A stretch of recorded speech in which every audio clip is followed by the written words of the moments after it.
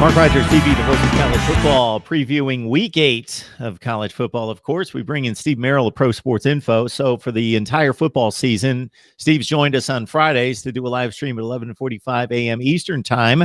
We've kicked him back to Tuesday because this helps us out tremendously, and Steve's accommodated us because that gets you set to think about the games, see the video, and not that short shelf life from Friday to Saturday. Steve, how you doing today? Hey, Mark, doing well. Very good. So looking back at last week, boy, upset Saturday. So obviously that had a lot to do with what was going on there at Vegas. Notre Dame almost went down. A few other teams almost went down. I'm seeing that obviously Michigan State was able to pull off a near 2-touchdown status as an underdog and winning in Happy Valley. Tennessee with a big upset as a 2-touchdown dog against Auburn. Is this unprecedented in regards to, it seems like every week we're getting one or two double-digit underdogs, and as I've mentioned and we've discussed many times, we're looking at 5 to 6 underdogs within the top 25 or just outside the top 25 winning outright every week. Yeah, I mean, the thing is, you look at these teams like Tennessee. Yeah, they're a 14-point underdog. They beat Auburn outright, but Auburn was coming off that bad loss against Mississippi State. It was their second loss of the season, basically knocked them out of national title contention. And you still have a very talented SEC underdog in Tennessee. So, some of these upsets you have to take with a grain of salt. And I do think there's more parity than we've ever seen in recent years in college football. Over the past decade, we've seen more of these upsets than we've ever seen in years past. And I think although the numbers are sharper than they've ever been overall over the course of the season, you still see more upsets by double-digit dogs than you probably would have seen 10, 15 years ago, even when the general number wasn't as sharp on each given college football game. Got Steve Merrill joining us from Pro Sports Info to break down the lines for Week 8. Steve joins us for a live stream on Friday. Typically, we backed him up to Tuesday, which gives you an opportunity to check out the information and compare what Steve offers us versus the changing betting lines as they go from day to day. Steve, we've got an early week game here in the Pac-12 with Stanford taking on Arizona State. The Cardinal off to a great start. Looked like they'd be a contender, and they really have not played good football the past few weeks, taking on an Arizona State team that's pretty much giving us what we expected from week to week. The Cardinal about a 2.5 to 3 point play right now at Arizona State. Yeah, this is actually a revenge game also of Arizona State. They lost last year by only 10 points, 34-24 at Stanford as a 17-point underdog. They do come in here with a little extra rest as they had the bye. Of course, when these teams play on a short week, both of them normally had a bye week, and that's the case here. They both played the previous Saturday, October 6th, so they have 11 days off for this game.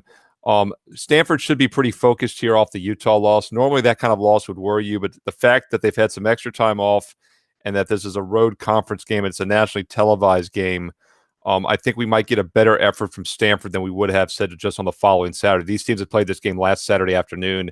I think it actually would have been better for Arizona State. If Stanford comes focused here, they probably should win by more than 3, but you just wonder which Stanford team shows up. Back-to-back losses now against Notre Dame and Utah. Can they regroup? Does that mini-bye make the difference? We'll have to find out. Steve Merrill joining us from Pro Sports Info. Huge day in the Big Ten on Saturday with Purdue, Ohio State, Michigan State. Let's talk about Sparty and the Maize and Blue with both teams coming off huge wins. From the Michigan standpoint, not unexpected in its status as a result, but in regards to just blowing away Wisconsin, really dominating that football game. Michigan State continues the up and down process as they go to Happy Valley and surprise a lot of people with a win at Penn State, and Michigan a solid 7-point favorite. So that psychological warfare that we talk about from week to week in terms of teams getting up, teams letting down. I don't know which way this works because they shouldn't either be down because it's a big rivalry game and they both have so much to play for. But Michigan's coming off a huge win, and so is Michigan State. And Sparty's actually played better on the road against the better teams recently. Yeah, I think Michigan will be fully focused for this game being a road rival game, and also the fact they have a huge revenge motive. They lost this game last year at home as a 13-point favorite, 14-10. 2 years ago when they played at this exact same venue, they were a 24-point favorite. So this line is 17 points less than it was just 2 years ago in the same arena. So I actually think there's some value here with Michigan. Also, the big difference here, both teams have been okay defensively, but Michigan State's been very mediocre offensively. Michigan is great on both sides of the ball. And if both teams show up, Michigan is the better squad. Michigan played really a complete game against Wisconsin, dominating that. And I know the Badgers aren't quite what we thought they would be this year, but Michigan ran for 320 yards on offense and really were challenged in that game after the second quarter. Purdue, Ohio State. This has a feel of an Iowa trap game for Ohio State that they faced last year.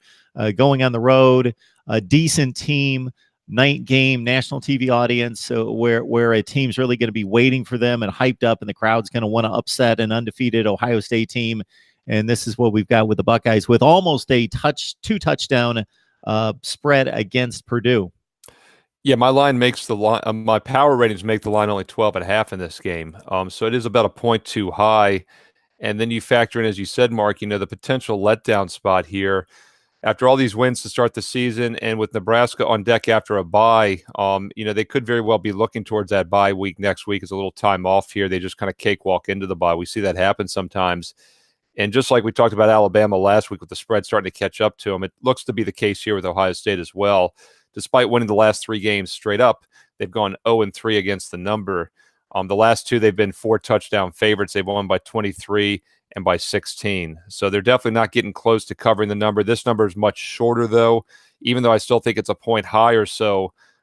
We probably have a shorter number than we would have a few weeks ago. Purdue's not only won 3 straight, but they've covered 4 straight. So, just a couple weeks ago, this line is probably more than 2 touchdowns. The difference between 12.5 and 13.5 with my power ratings really does not matter. So I think the line is pretty much spot on. And I think we're getting a fair price here. And if that's the case, Ohio State's probably the play. But once again, you do worry about a little bit of a letdown. Purdue is a very capable offensive team. This team is averaging over 500 yards per game this season, and that gives them plenty of backdoor cover. You could see them kind of squeaking in, maybe getting a late touchdown, down 17 and losing by just 10. Yeah, they've got the one down game against Eastern Michigan where they were upset, but the other 2 losses are pretty respectable. Northwestern, Missouri, and they came right down to the wire and losing those 2 games. And they got that 3-game winning streak started with a win as a touchdown underdog against Boston College. I'm going to stay in the Big Ten for one other game that's definitely under the radar in regards to teams competing for a championship. But Minnesota and Nebraska, of course, the Huskers are 0-6 for the first time ever. Just a classic collapse late in the game against Northwestern in losing that one. Minnesota, if you just look at wins and losses and performance on the field, and now the teams have gotten to a point where they played 2 or 3 games at least in the conference where you can look at comparative scores. Minnesota is like a 4 or 5 point underdog at Nebraska, and of course the Huskers have yet to win. Yeah, my power ratings make Nebraska about a 4.5 point favorite in this game. So the line's pretty much where it should be. We talked about Nebraska last week. I said they're one of those teams that I do think Scott Frost will turn the program around. He'll eventually have more talent to work with there. He'll do what he did at Central Florida, probably even better things with a better recruiting base at Nebraska. But I need to see something first. This team has now covered back-to-back games, despite losing the last 2 after an 0-4 spread run. They've gone 2-0 against the spread, but now they're laying several points. This just isn't the type of team you want to back laying the points right now, as they've yet to win a game. And an 0-6 straight-up team laying more than a field goal is a risky bet, especially when they blow a game like they did 34-31 last week against Northwestern. That line went from 3 to 3.5. In fact, if you remember last week, I said I could see Northwestern winning by exactly 3. That's exactly what happened. So obviously Nebraska is getting closer. They put up over 480 yards of offense last week. So I do think we could be a play-on situation with them in the near future. Just don't want to do it as a favorite. I'd rather take them maybe as a big dog here in the near future and find more value that way. Of course, we got Steve Merrill on the line from Pro Sports Info, so you got to join him right there, prosportsinfo.com. So keep in mind, this is Tuesday. We're talking about the games. The lines will change. He'll have much more updated information and lines and perspective on it as we go through the week and get closer to Saturday. So join him at prosportsinfo.com. Enormous game in the ACC. Clemson is the king. They appear to be decidedly better than anybody else, and Vegas certainly looks at it that way. Taking on a North Carolina State team from just the sheer standpoint of looking at the standings is the team that has the best shot out of the ACC other than Clemson as an undefeated team. Unfortunately, we didn't get to see them play Will Grier and West Virginia. That would have been interesting as a comparison and a barometer going into this game. But the games at Clemson, NC State has in recent history played Clemson extremely close, could have knocked them out of the college football playoff aside from a missed field goal in an overtime game. Otherwise, Clemson doesn't win the national championship a few years ago, and this spread's pushing 17 points. Yeah, I actually think it's not high enough. My power ratings make it 23.5. So this is actually a line which I think is off. And, very rarely do we talk about almost 3 touchdown favorites. We talk how those games get tricky to handicap. And as you know, Mark, I always tell you, emotion is what you have to look at. Motivation is what you have to look at. Clemson has plenty of that in this game. As you said, NC State appears to be the big threat in the ACC. They played them a tight game last year, 38-31 as a 7-point road favorite.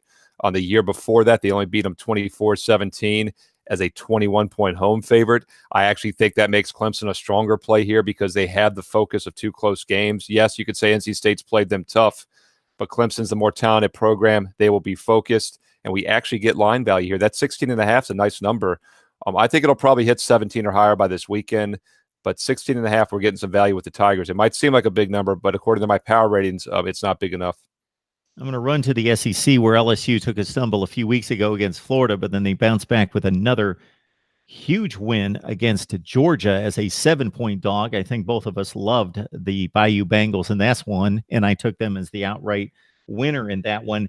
They have to, though, rebound. Fortunately for them, they're back at home in Death Valley against Mississippi State. The Bulldogs really underachieved for most of the season, but they pulled off a win against Auburn. For whatever that's worth at this point. And now I'm looking at a line just under a touchdown, about 6.5 for LSU.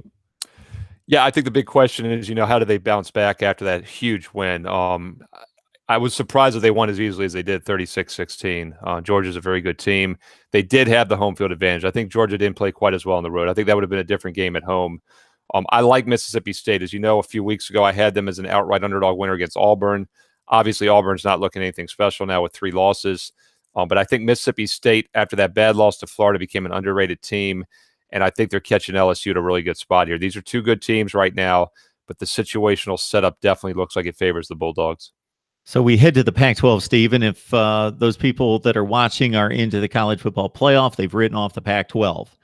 If you're into college football in general and find value in college, in the conference championships, I should say, this is a huge week. So in the North, we have Oregon, who, of course, is coming off the huge win over Washington in overtime against a Washington State team that has rung up one big win against Utah, but is yet to prove itself against the big teams in the Pac-12 North.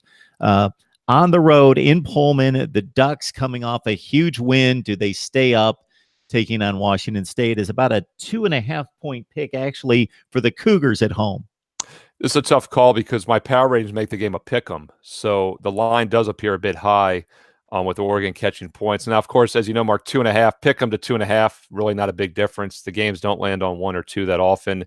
If this line hits +3 later in the week, as we get closer to Saturday, there would be some value with Oregon. But then again, do you trust the Ducks in this situation?